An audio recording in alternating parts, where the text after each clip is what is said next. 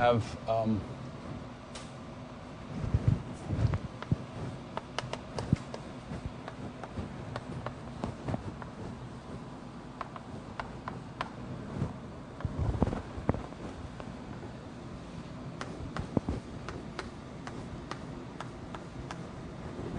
we have a shift map on the one-sided shift space.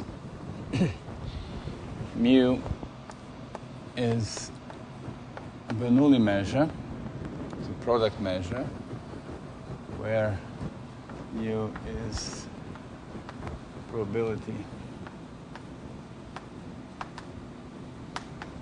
x. And we consider a map function from M to matrices depending only, so locally constants.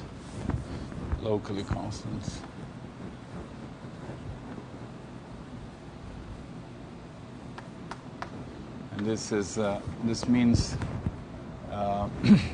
that A of x, 0, x1, xn depends only on x0. That's what I mean by locally constant. So these are the data, and then we consider the linear cocycle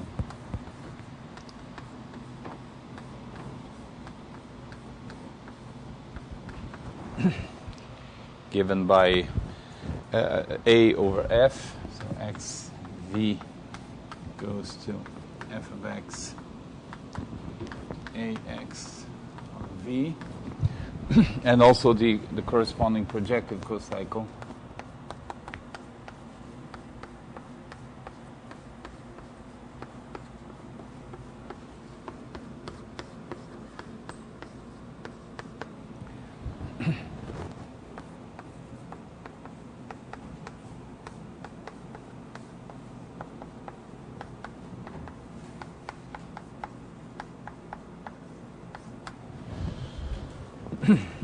Okay, and what we are doing is to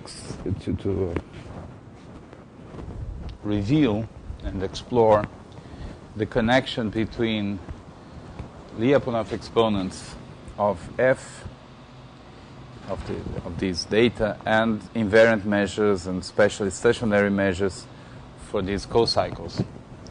So a probability eta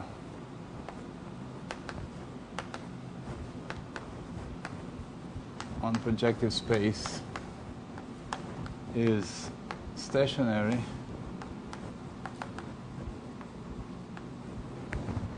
if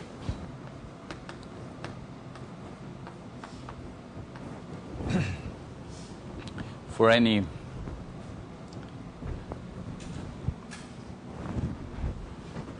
measurable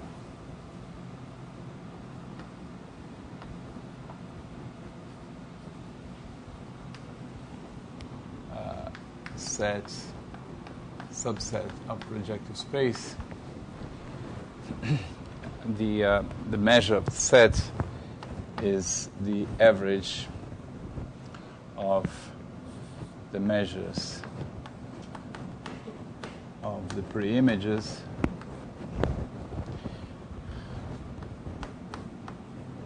where the average is with respect to mu.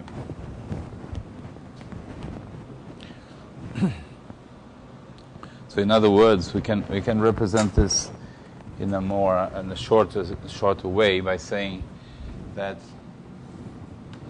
eta is the average of ax star eta. Just take the push forwards of eta with respect to ax, and then you average this out with respect to x. Okay, so that's the well, this is just a way of saying this. This is just notation, but it's perhaps easier to understand what it means to be stationary. And then we have a certain number of properties for these measures.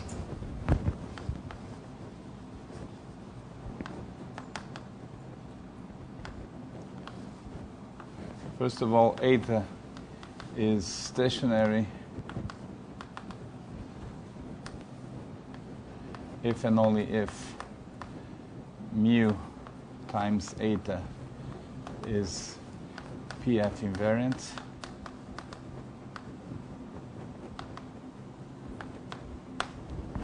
Which is really the reason why this notion of stationary is useful. So what we have is that this map here has certain invariant measures that are products of mu times something, times some probability here, and these probabilities that appear as factors are the stationary measures. The set of stationary measures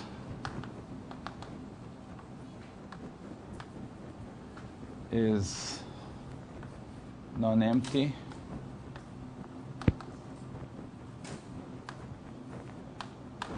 compact,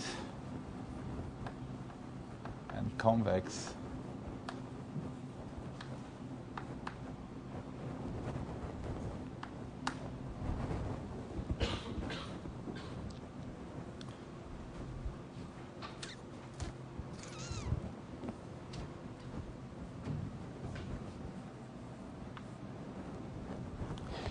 Compact also means that it is closed.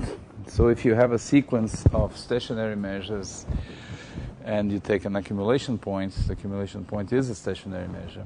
But in fact, we can say more than that. We can say better than that. We have a stronger property of being closed that is in terms of both the stationary measure and mu. Let me state it properly. Oh, here, yeah.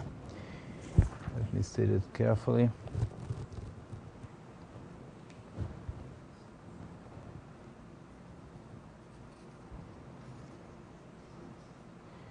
Yes. So it goes like this. The set of pairs nu eta such that eta is stationary. When I said define stationary, it's clear that the measure mu is involved here. And of course A is also involved. So I should say stationary with respect to mu and A. Okay. but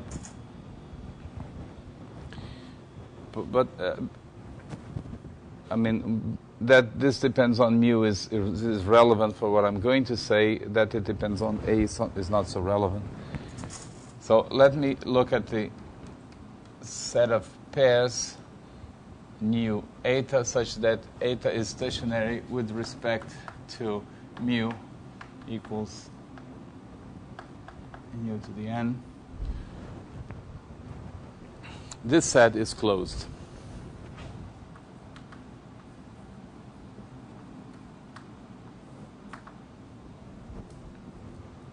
So you have the right to vary the measure here, this probability, and vary the etas as well. And this set is closed. So more precisely, what this means is, if you have a sequence of etas converging to nu, of nu etas, nu k, converging to nu, and you have eta k, which is stationary with respect to mu k equals nu k to the n. And eta k converges to eta. If I have a sequence of pairs nu k, eta k in this set here, and they converge, then eta is stationary with respect to nu to the n. Okay.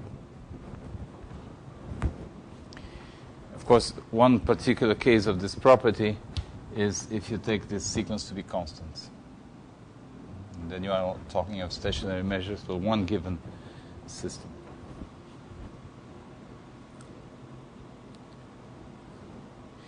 Now, I have to be a little bit more precise about these convergences.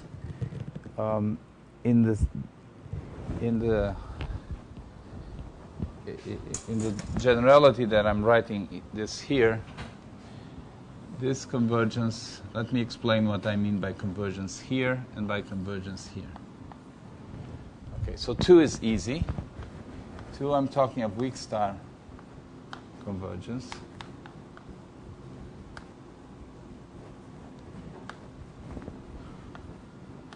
As for 1, I'm not sure we can do this in weak star topology, so I could only prove it for pointwise convergence, which means that nu k of b converges to nu of b for every measurable b. That's one case where the property, the statement is true. I cannot prove it in general just with weak star.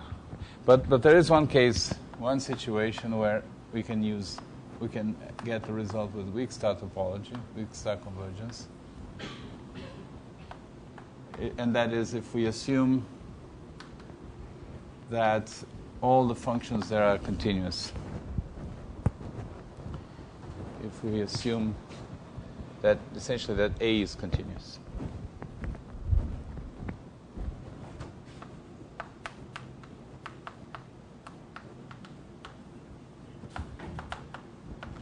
And both statements are proven in the book.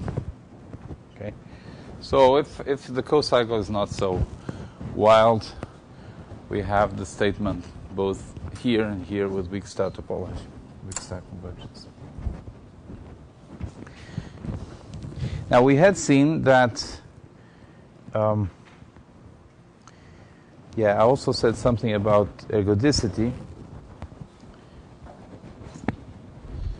I also said something about ergodicity.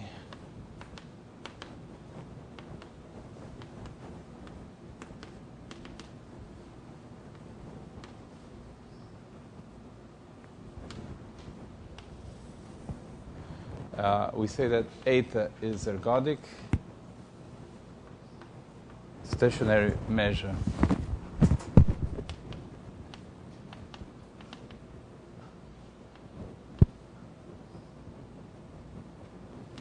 Is ergodic.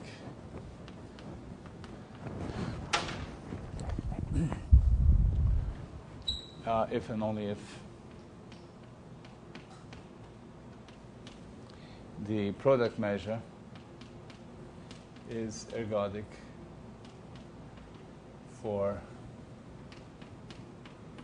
projective cocycle. If it is an ergodic invariant measure for the projective cocycle, but then you can characterize in other ways, if and only if eta of b is 0 or 1 for any stationary set, eta stationary set,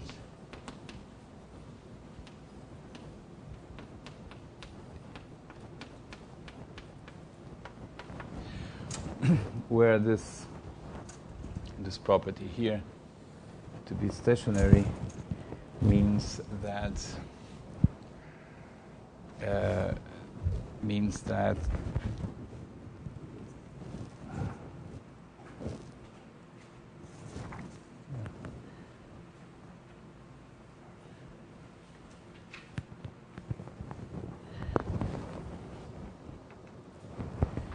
means that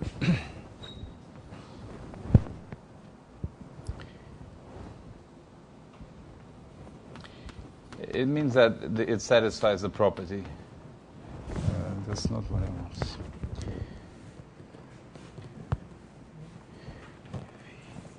I have to translate because I defined it for functions.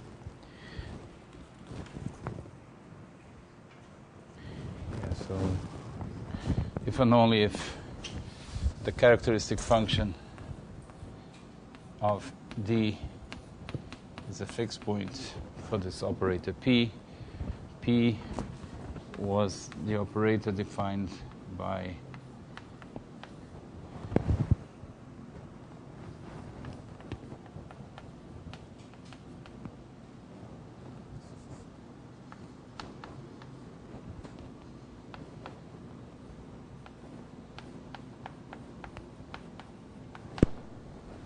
this is the definition.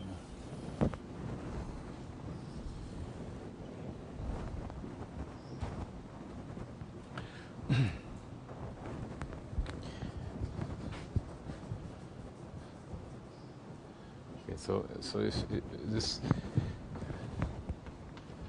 means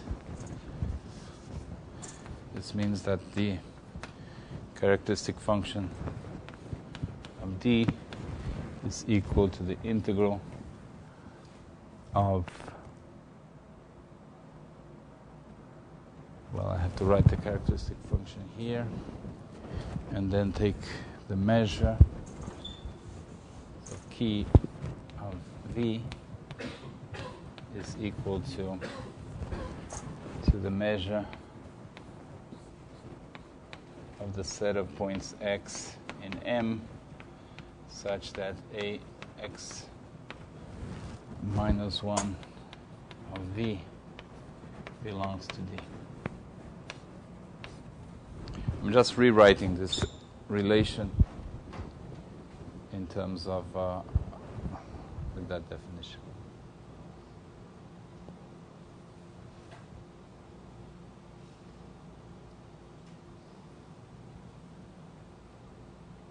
So in other words, this is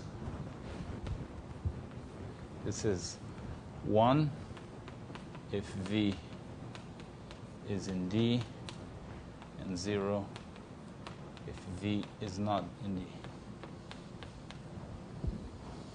So the measure, the set of points that, let me just check whether it's the way I defined it is,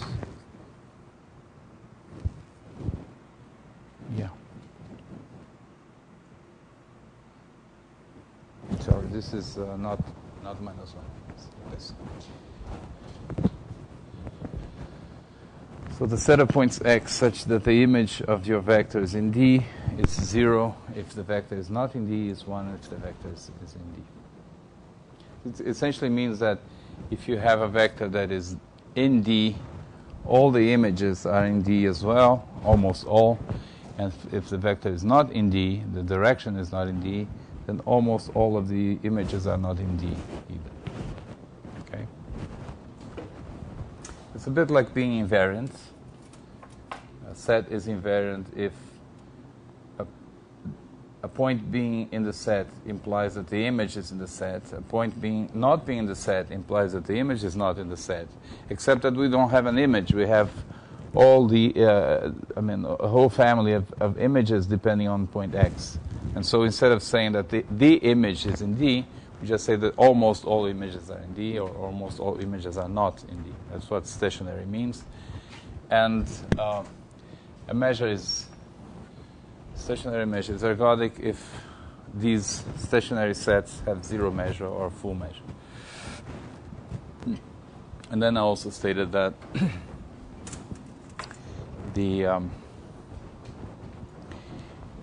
that we have an ergodic decomposition theorem that every stationary measure can be written as a linear combination of ergodic stationary measures.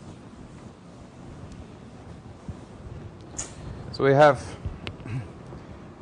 two facts,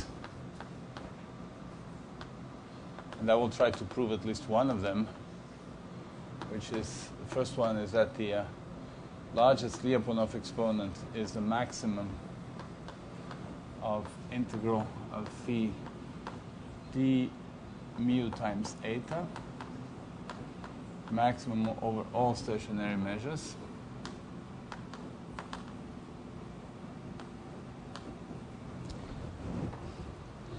And we have Furstenberg's formula.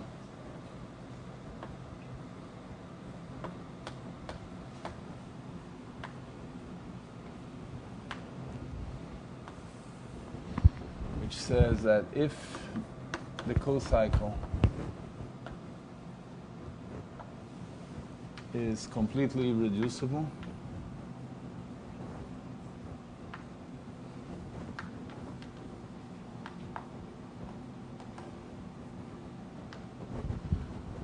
then lambda plus is the integral of phi d mu times eta for every stationary measure.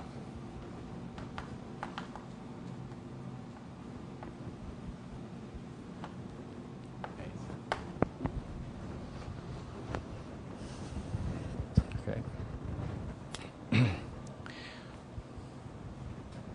So I will probably skip the first one and tell you about the proof of the second one, which is a big theorem.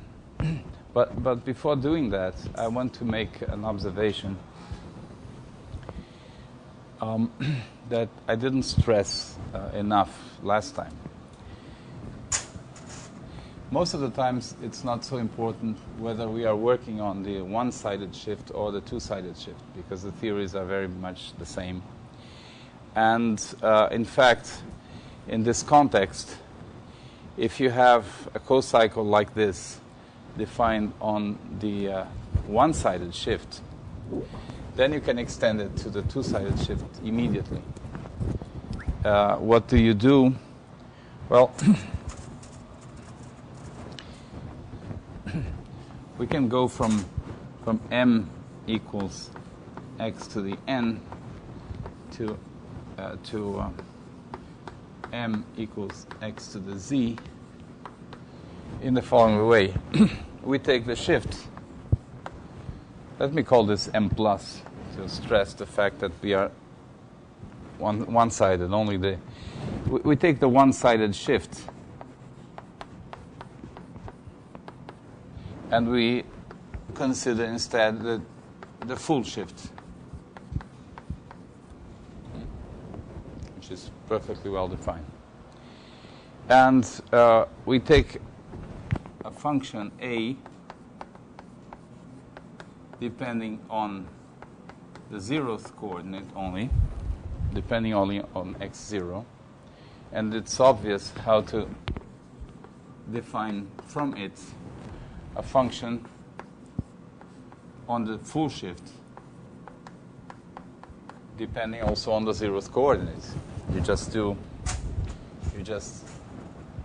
do a of x minus n, x minus 1, x0, x1, xn, you define to be a plus of x0, x1, xn. This is trivial because we are assuming that this depends only on x0. There's an obvious way how to extend to the full shift. And so, given a one-sided cocycle like this one, we can construct a two-sided cocycle. And the two cocycles that I construct in this way, f plus and f, have the same Lyapunov exponents.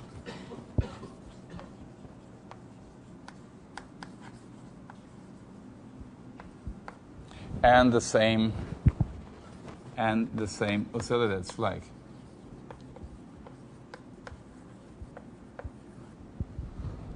When I say the same, I hope you're not too formalist, because these are functions defined in different places, but it's the same in the same sense that A and A plus are the same function. Obvious extension one of the other from the other. The Lyapunov exponents are the same, and the oscillators flag is the same. And the reason is that if you iterate this two-sided cocycle only forwards, what you are doing is the same thing as iterating this one. The difference between the two is that here, since this is two-sided, you have the right to iterate backwards. And so, in addition to the oscillators flag, you have an oscillators decomposition, but not here. Okay?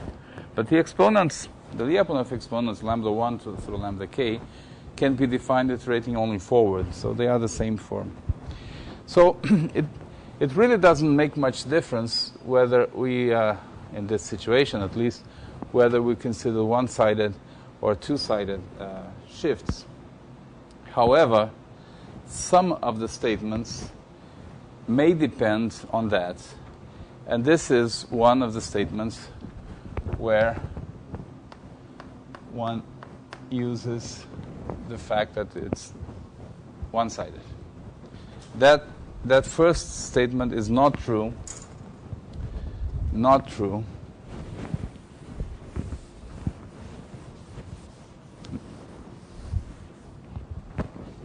This one is not true for two-sided cocycle case.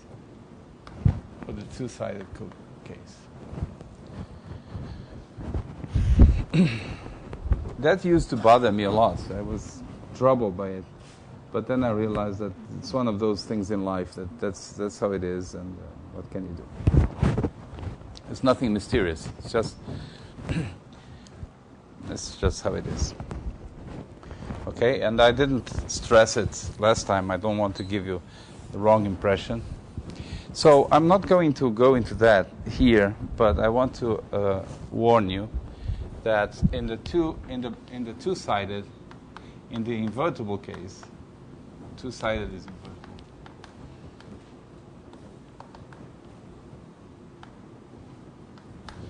invertible. In the two-sided case, invertible,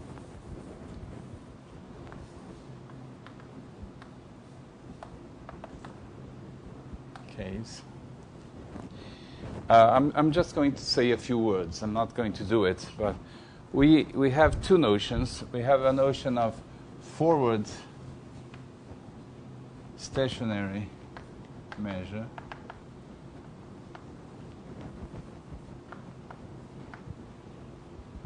and backward stationary.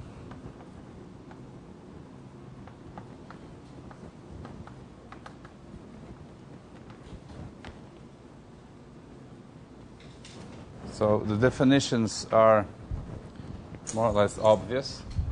Forward stationary is the same thing as before. Eta d equals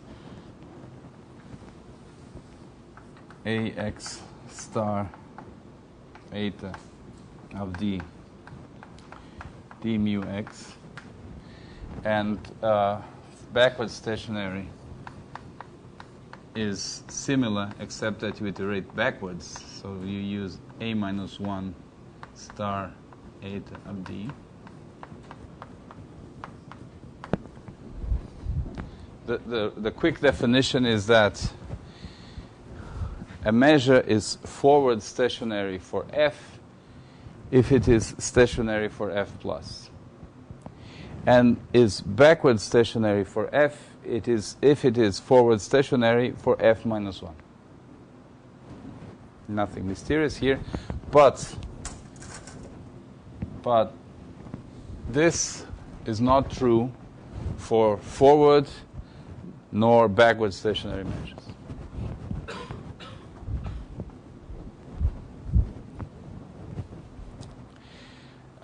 In addition to that, in the invertible case, we have notions that don't make sense in general, and they are called U states. U state and S states. I'm going to explain very rapidly what that is.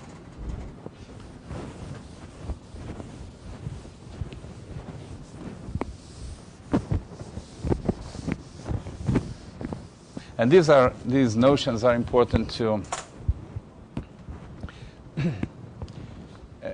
develop the theory in the invertible case. A U state is, then the notion of S state is simple. A U state is a measure, probability measure,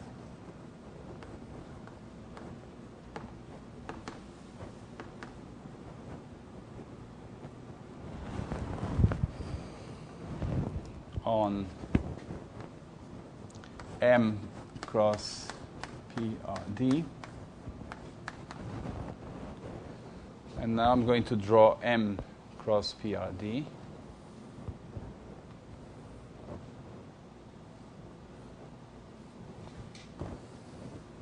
This is M. I'd like very much to draw the two-sided shift as a square or rectangle to emphasize the fact that it is a product space. Given a point X, X is a sequence. Okay? I can project this point into its coordinates, positive coordinates, X plus, and negative coordinate, X minus. So what is X plus? X plus is the positive part of the sequence X. And X minus is the negative part.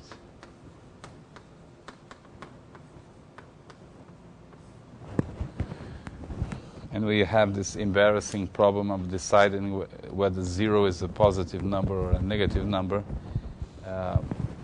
You put it where you prefer. I like to put it with the positive ones.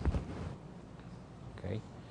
So this is a picture of M, and now I'm going to multiply by projective space.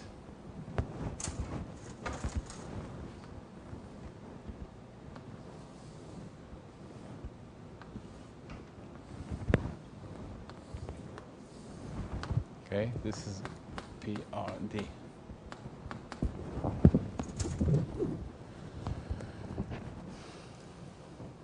Okay. Now I'm going to explain what it means to be a U state. So M is a U state if the measure of, I can never get this right the first time, so let me look at the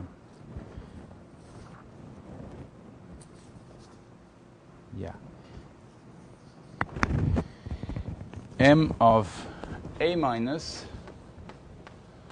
multiplied by A plus multiplied by B. So A minus is some subset here. Okay, this is A minus. Some subset in the space of one-sided sequences indexed by the negative numbers. A plus is some set here, subset of the space of one-sided sequences indexed by the positive numbers. So A minus times A plus is a little rectangle here.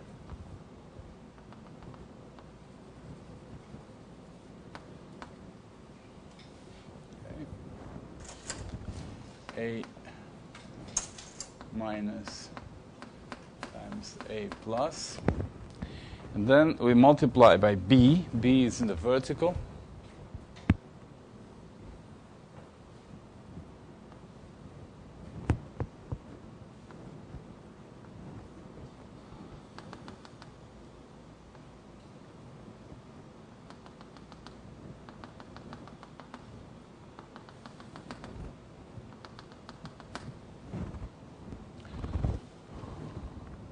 Well, this would be multiplied by everything, okay, by the whole PRD. I want only a little bit. So I want something like this.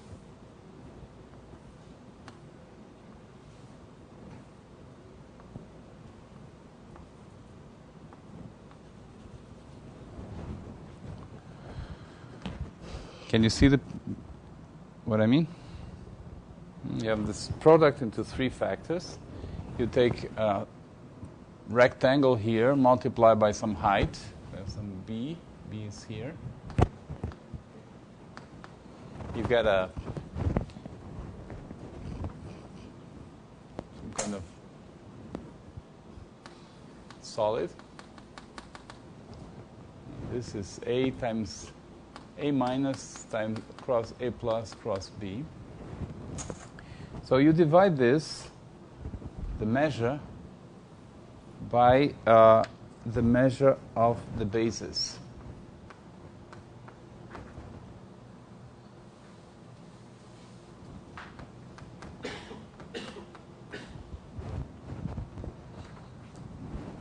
Okay.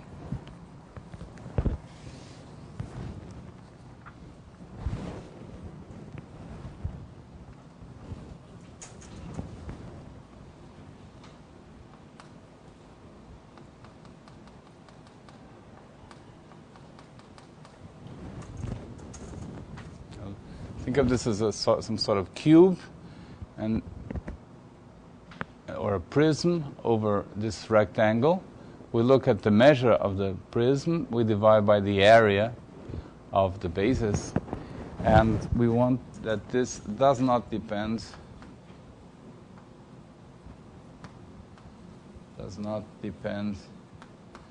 on A plus.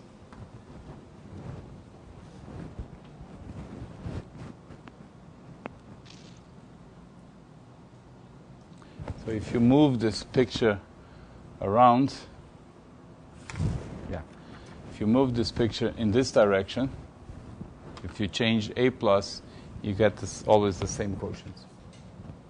It depends on A minus, it depends on B, but not on A plus. And that's what it means to be a U state. S state would be defined exactly the same, but you say that does not depend on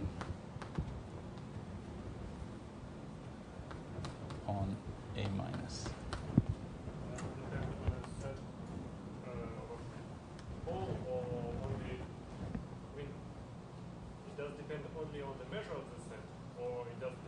It does not depend at all on the set.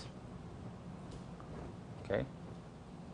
For those of you who are familiar with the notion of disintegration, I'm trying to avoid using Rochling again. But what this means is that if you disintegrate M into conditional measures, the conditional measures that you obtain are constant along this direction. Okay, and I'm giving a macroscopic. It's proven in the text that equivalently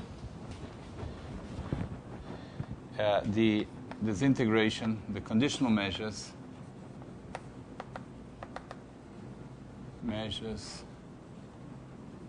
of M along the conditional measures mx depends only on x minus, and the S state is characterized by saying that the conditional measures mx depend only on x plus. I'm just giving here a macroscopic formulation of that doesn't need Rochling in order to make sense. But that's the same thing. A U-state is a measure in this product whose disintegration is constant along unstable, along this positive direction, and that nest state is a measure whose disintegration is constant along the negative direction. Okay. That's proven there. And then the reason, well, one of the various reasons why these measures are relevant is that we have a connection between all these notions that I summarized in this table. And then the large part of the chapter is to prove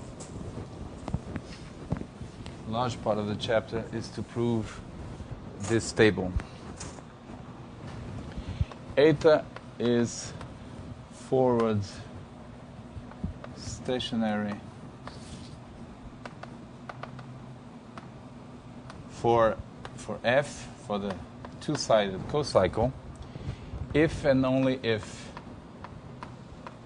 mu, the measure m plus equals mu plus times eta is pf plus invariant, and that's this is the property that replaces this one.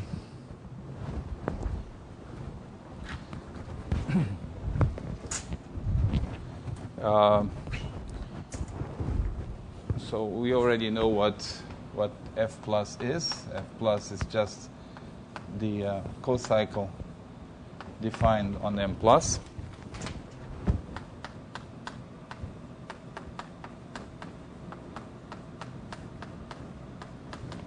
And I didn't say what mu plus is, but well, I did. Mu plus is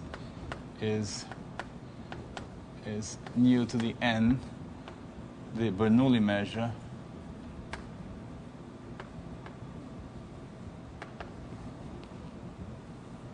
on M plus. And so what I wrote here says a measure is forward stationary for F if and only if it is stationary for the one-sided cocycle, and then of course that means that this product measure is PF plus invariant. So this is not new.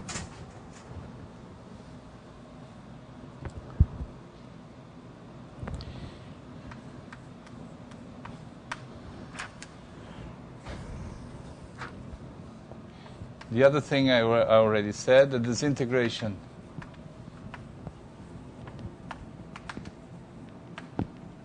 mx of m does not depend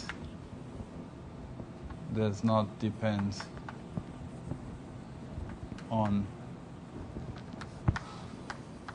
the positive parts. It's another way of saying it.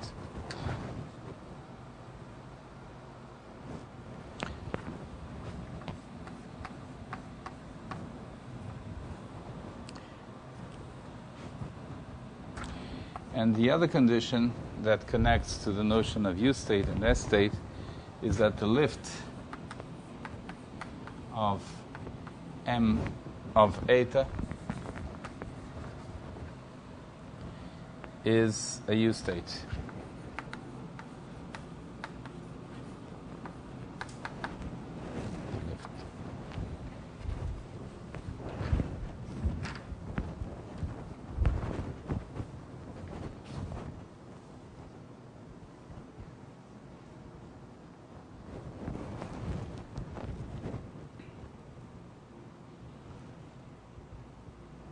Lift M.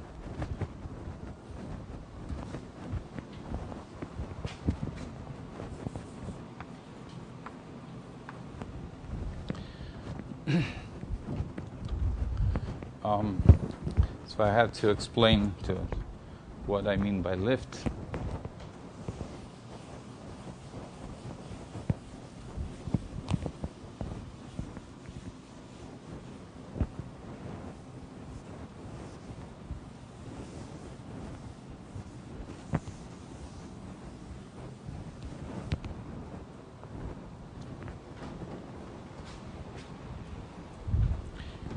that is given by the following proposition.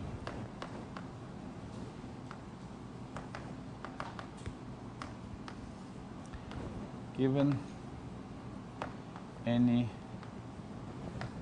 Pf plus invariant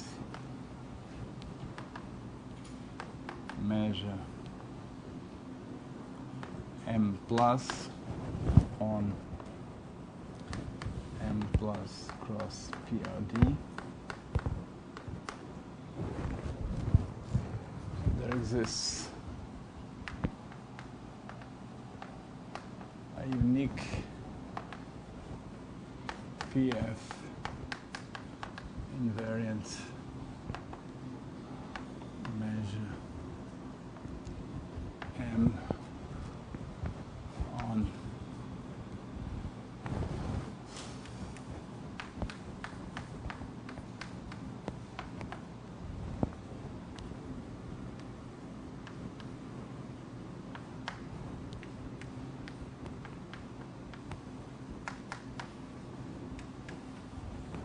So here I want to, what I mean is, maybe I should write it more differently.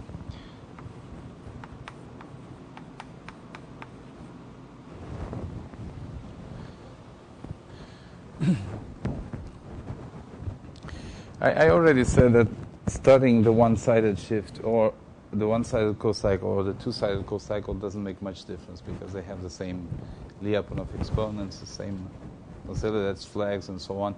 But this proposition goes deeper into that. It says that essentially the one-sided co-cycle has the same invariant measures as the two-sided co-cycle. Because for any invariant measure of the one-sided co-cycle lifts to a unique invariant measure of the two-sided co-cycle. This pi here, pi is the map from M cross PRD to M plus cross PRD, is the natural projection that takes a sequence and then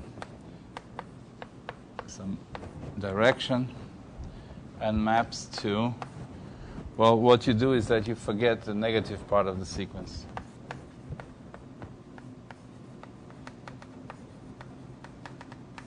And you don't do anything to the direction.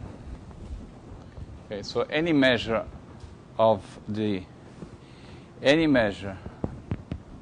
invariant measure of the two-sided co-cycle may be projected to an invariant measure of the one-sided co-cycle.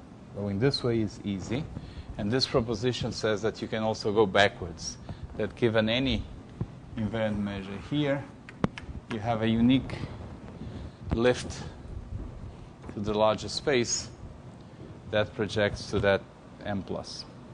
So the two have essentially the same invariant measures. There's a one-to-one correspondence between that. So that's what the lift is saying. Now, I don't expect you to absorb these notions. This is a sort of crash course on the ergodic theory in the two-sided case, but I wanted to point out that the invertible case is, in a sense, richer. You have more objects that you can work with, but it doesn't add much because in the end, I mean, there's essentially a one-to-one correspondence between the two.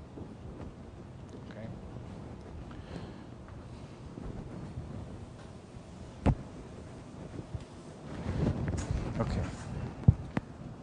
All this is done in chapter 5, but I'm not going to go deeper into that here.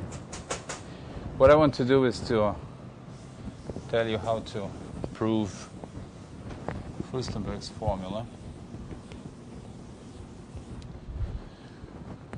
Let's see.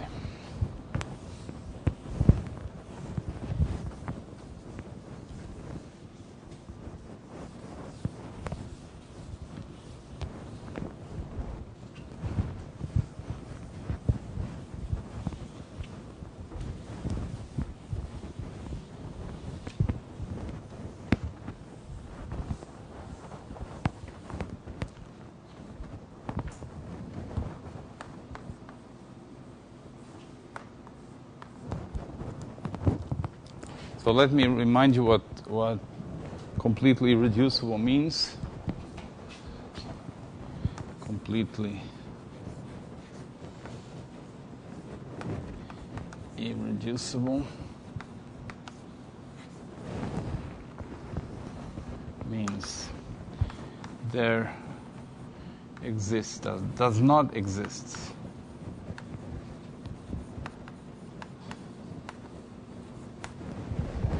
L contained there does not exist a finite family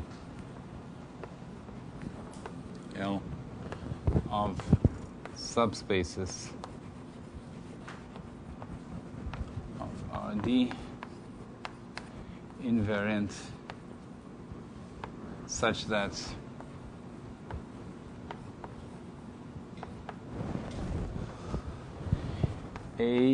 Ax of L belongs to L for every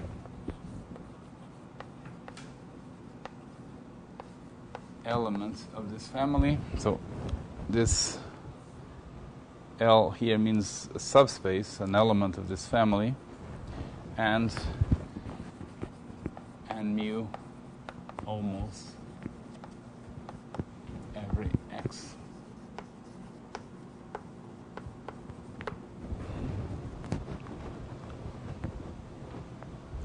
But you cannot find a finite family of subspaces that are left invariant by almost all of these matrices. The family that is left invariant by almost all of these matrices.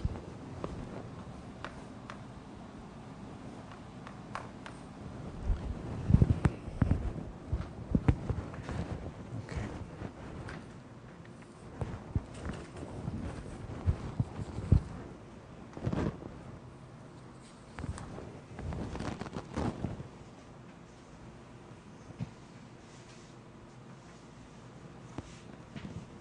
Okay, here's a lemma that explains how the assumption is used. If the cocycle is completely irreducible,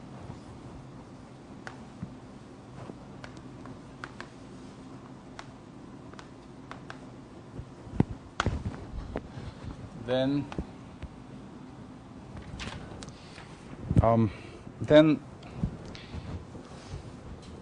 stationary measures cannot have atoms, cannot have points with positive measure. But it's more than that. Then eta of V equals 0 for any subspace V of Rd.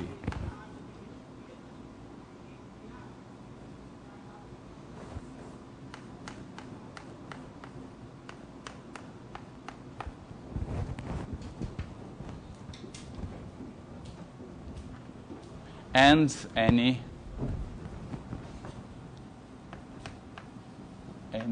stationary measure.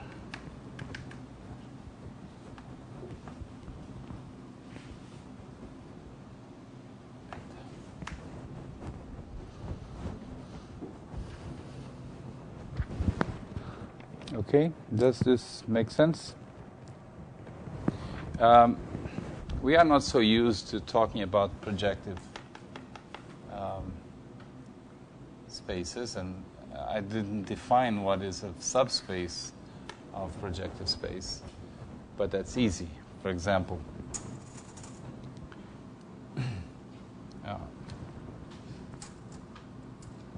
maybe I write it like this.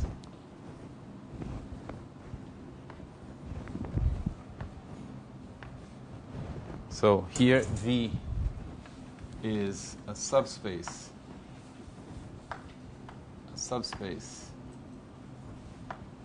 of R, D, and I use this to represent the corresponding subspace of projective space, which is just the set of all lines defined by vectors in V. Okay? Projective subspace is the projectivization of a linear subspace. Okay? So these stationary measures can be very general, and I think last time we saw examples where the stationary measures are supported in points, and they are atoms, they are atomic. This lemma says that if the cocycle is completely irreducible, then there are no atoms, and in fact any proper subspace of projective space has measure 0. Okay? That's what the lemma says. So let me prove this. So suppose, this is by contradiction.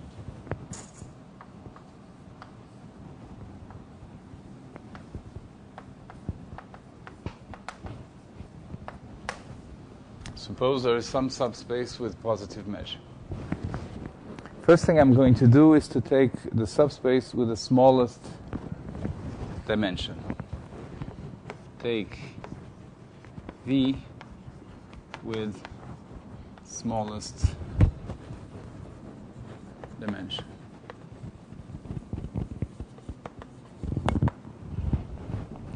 For example, it could be that V has dimension 1. Okay.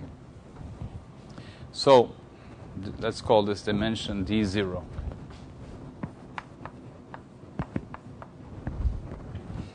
Okay. Now I'm going to take delta 0 as the infimum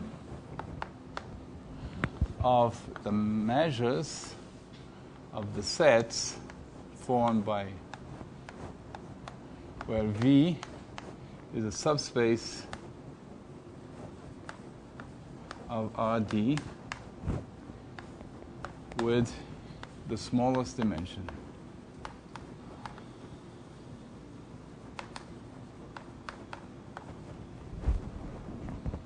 Okay, so first I take the smallest possible dimension, and then among all subspaces of this dimension that have positive measure, I take the smallest of all these measures. Okay? I claim that delta 0 is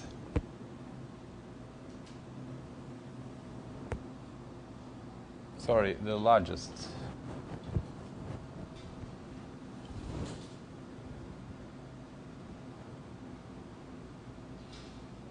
Yeah, the largest.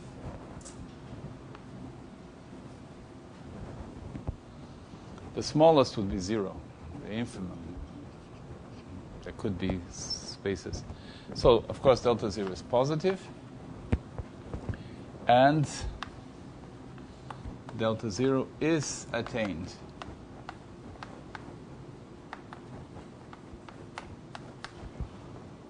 By this I mean that there exists some subspace V0 such that the measure of V0 is delta 0, the dimension.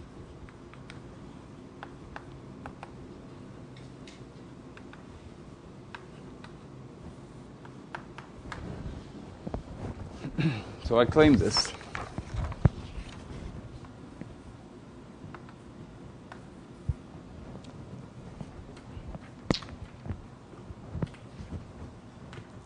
So how do I prove this? So proof of the claim. Take a sequence Vk such that the measure of the Vk's converges to the supremum. Okay. So these are subspaces with dimension D0. Okay. Think of a case where these subspaces are lines. The set of all subspaces with a given dimension, also known as the Grassmannian manifold of this dimension, is a compact subset. So we may suppose, up to taking a subsequence, we may suppose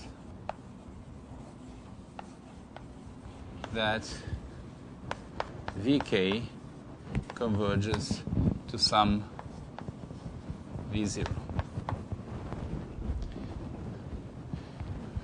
For those of you that don't remember that the Grassmannian is compact or don't remember the proof, here is the proof. Take a basis V1, Vd0 for the first subspace. Take a basis for the second subspace. Take a basis for the third subspace. So take basis for all of them. Ordered basis. Look at the first vector in each base. I take orthonormal basis. Take orthonormal basis for each one of these VKs. Look at the first vector for each basis. That's a sequence of vectors with norm 1. We know that the ball in RD is compact, so we may find a subsequence of kj's such that the first vectors in the basis converge. Now, restrict to that subsequence and look at the second vectors in the basis. You may find a subsequence that the second vectors converge. And you only have to do this d0 times. You end up with with bases that converge for each all vectors converge. If you take the basis to be orthogonal, then the limit is a orthogonal set. It generates some subspace, and that subspace is V0. Okay? I can write this down, but this is easier to understand than to write. Okay, so that's why the Grassmannian is compact. But it's a great sentence to tell your friends. Grassmannian manifold is compact. It impresses people when you say it. But it's not so difficult. Okay, so it converges to some V0. Now, if you take a subset of RD and you look at this bracket V is a closed subset of projective space.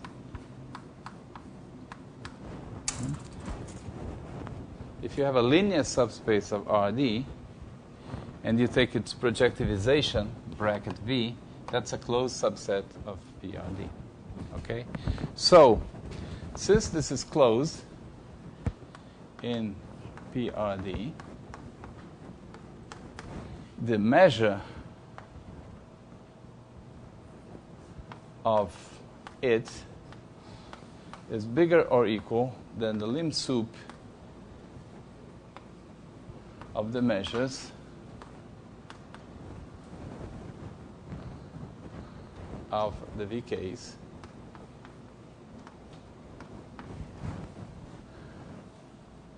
and so it is bigger or equal than delta 0.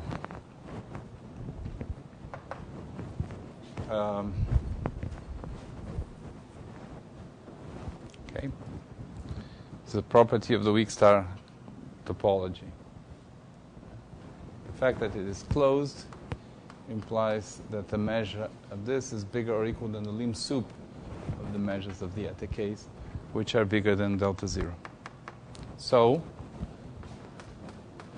eta of V0 is delta 0, which is what I wanted to prove. Delta 0 is the supremum. I've shown that it is attained. So the supremum is attained. Let us fix V0. Okay. And let us look at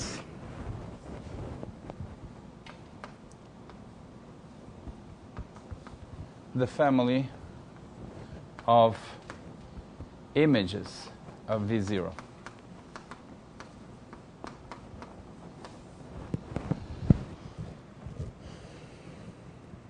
Okay. All images under all these matrices.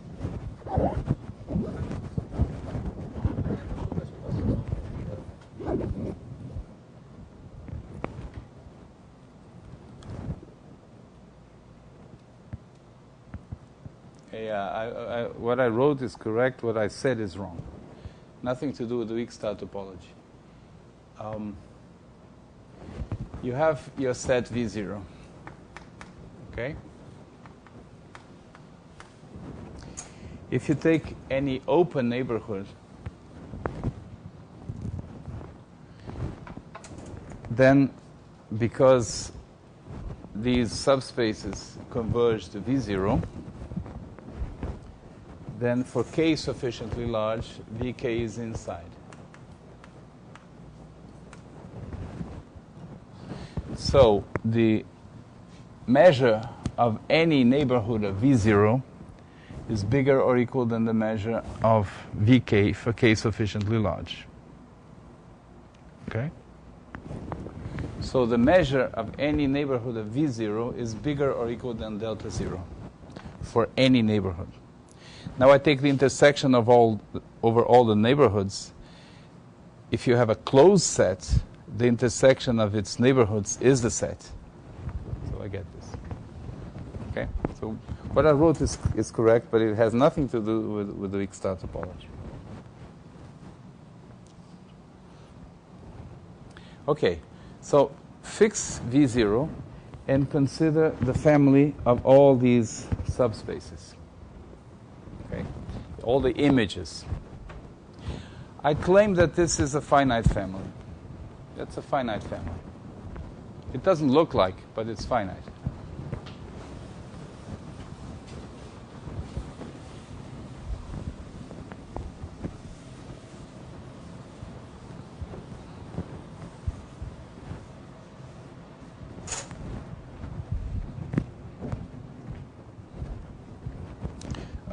I want to take the inverse.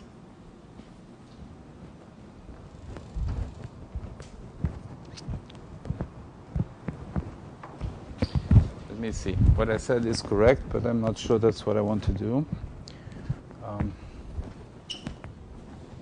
So these are subspaces.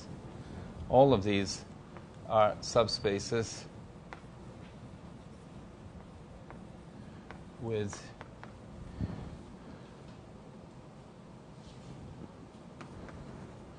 dimension d0. And now I make another claim. My claim is that eta 0, eta, of all those subspaces is delta 0 for mu almost every x.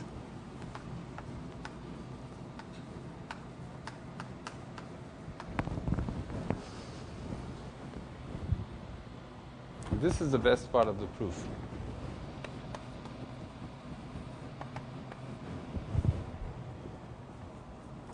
This is the nicest part of the proof. Let me argue like this. Eta of V0 is the integral of eta of this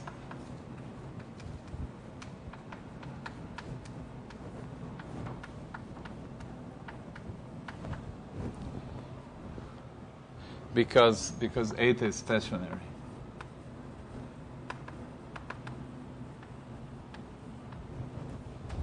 Okay? Now, this is equal to delta 0. And this is less or equal than delta 0 because delta 0 is the supremum. Okay. So here we are integrating a function with respect to a probability. The function is always smaller than delta 0, and yet the integral is equal to delta 0.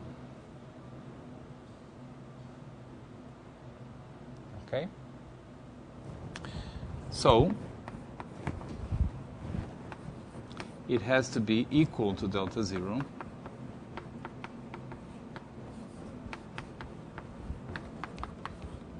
Mu almost everywhere. End of the proof.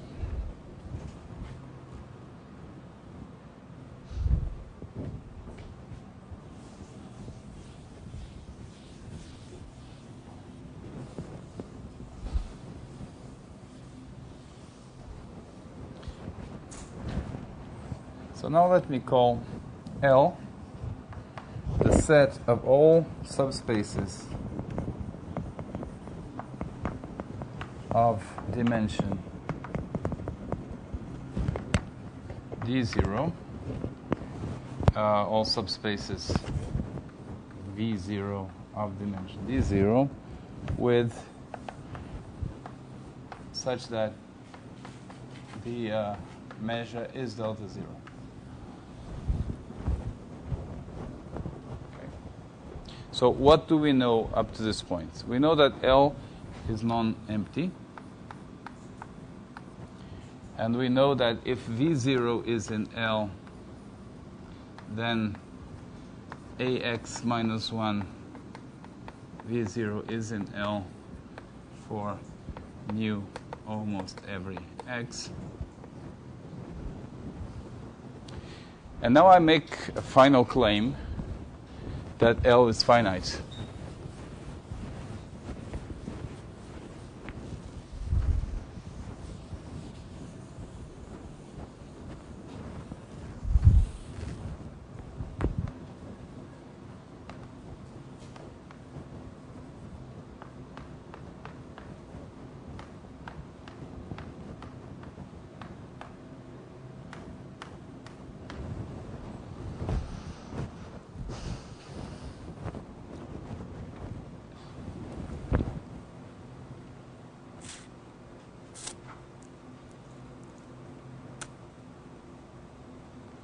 And this will be the L that we were looking for.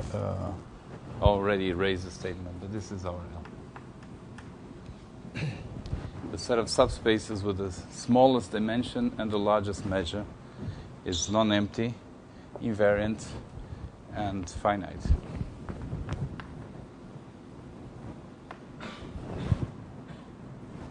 So suppose that you have V1, Vn in L, all distinct.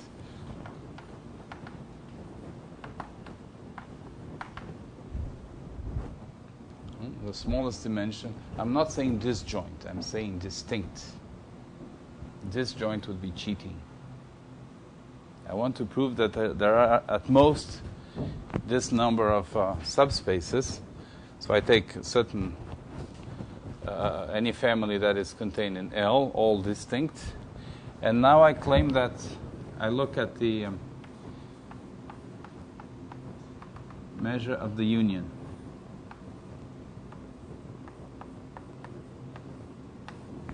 Well, this is, of course, is less or equal than 1.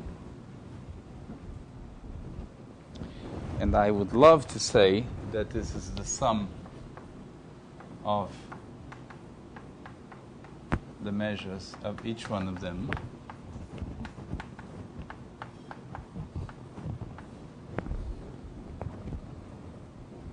If they were disjoint, I would be able to do that. And then this is equal to n times delta 0. And that would imply that I have at most 1 over delta 0 distinct elements in L. So to make this argument work, I have to explain why this is true.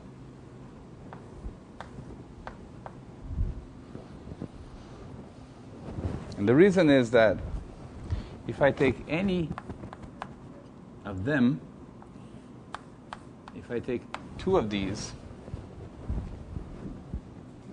they are subspaces with the dimension d0. The intersection of two subspaces of dimension d0 is a subspace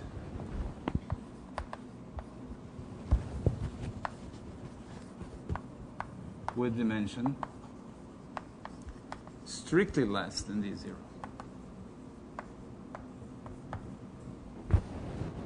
Right? And so the measure of the intersection is 0 for all I and all j. Because I chose the smallest dimension for which there exists some subspace with positive measure. So they are not disjoint, but for all practical purposes, they are disjoint. Okay? It's a beautiful argument. As far as I know, was invented by Furstenberg. It's a beautiful argument. Combines several ideas, but the nicest ones, in my opinion, are the fact that we took the supremum so that this formula implies that all the measures have to be, or almost all the measures have to be delta zero. Once you know that the integral is maximum, the function has to be maximum almost everywhere.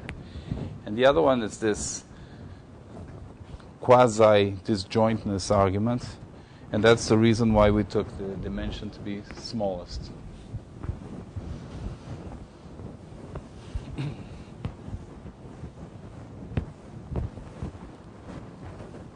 Really beautiful argument.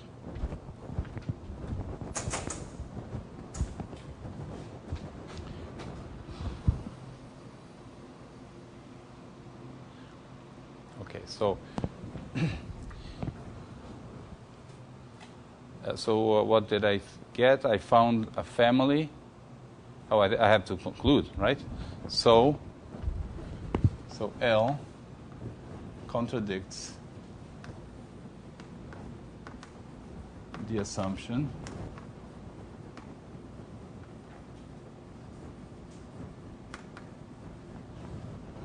that the cocycle is completely irreducible.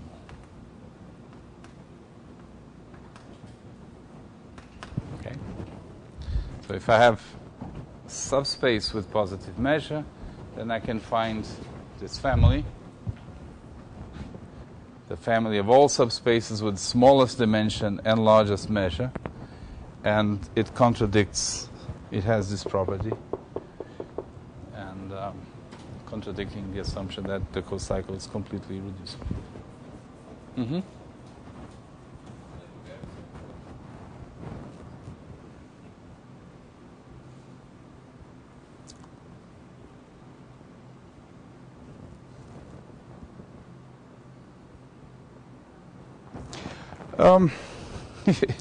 I'm thinking of the shortest way to answer. It's the same.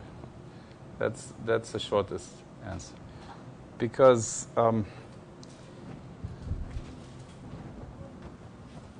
this is a finite set. And if you have a finite set and all the preimages are contained in this set,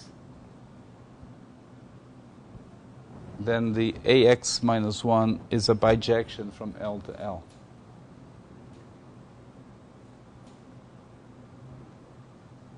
And that also means that the image is in L. Okay? Once you know it's a finite set, it doesn't really matter. But the easiest way to make it clean is to put a minus 1 here. Now it's official. It's really the same. I think in the text, notation is a little bit more consistent.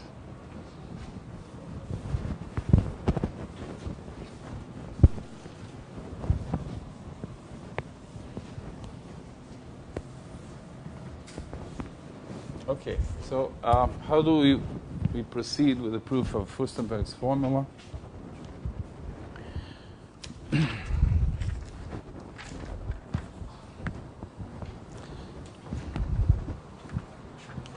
So we're proving this, right? So we take M. This we know is PF invariance. So we may use the ergodic theorem. We've done this before. The ergodic theorem tells us that this limit 1 over n sum phi pf j x v is exists almost everywhere. Exists for m almost every x v, and we also know that this is equal to the limit 1 over n log of a n x v. You just have to replace phi by its expression.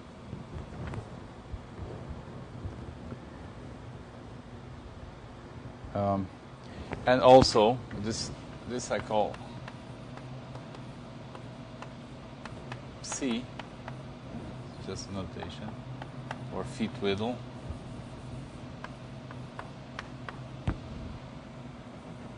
And it satisfies that the integral is the integral of phi with respect to m. This is just the an argument based on the ergodic theorem that we used a couple of times at least before. Now, we also know that. So we want to prove that this is equal to lambda plus, right? We want to prove that the integral of phi dm is equal to lambda plus, which is lambda 1. Okay? Now, we know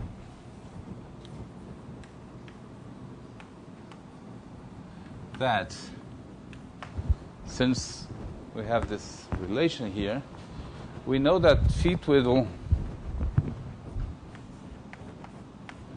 xv is equal to lambda 1 at the point x. It doesn't matter because I'm in the ergodic situation. This does not depend on x. For every v in v1 minus v2. Okay? This v1 and v2 are the first two subspaces in the oscilla that's flag. So we want to prove this. We know that the integral of phi is equal to the integral of phi twiddle, and we know that phi twiddle is equal to lambda 1, to the thing we want, whenever the vector is outside the second subspace in the flag. Okay? Now, this is again the same kind of situation. This function is at most lambda 1. I want to prove that the integral is lambda 1.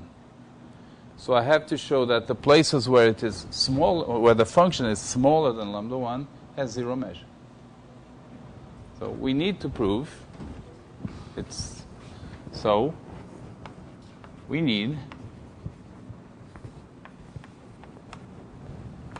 to prove that the set of pairs where the equality is not true has zero measure.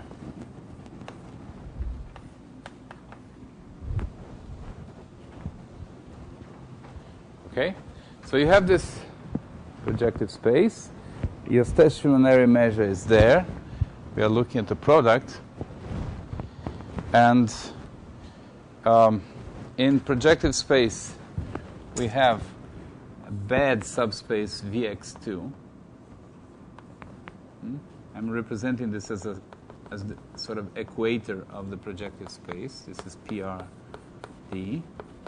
This is where the exponent, the function phi twiddle, is smaller than lambda 1. And we have to prove that that locus is of zero measure. It's necessary and sufficient to prove that.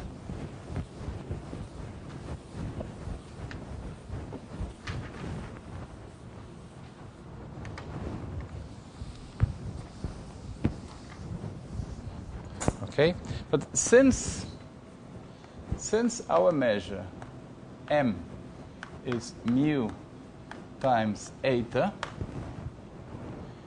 the measure of this set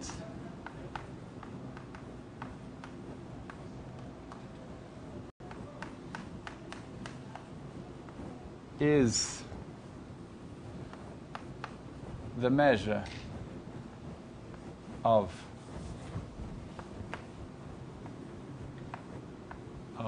Vx2,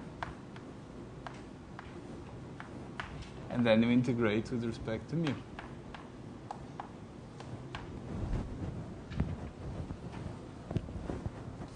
Right? You have a measure. You have a set. It's a graph of Vx2. So to each point x, you associate corresponding Vx2. Then the measure, the product measure of this graph is just the integral with respect to mu of the measures you get on the slices, on the vertical slices. Right? Now the lemma says that any stationary measure gives zero weight to any subspace.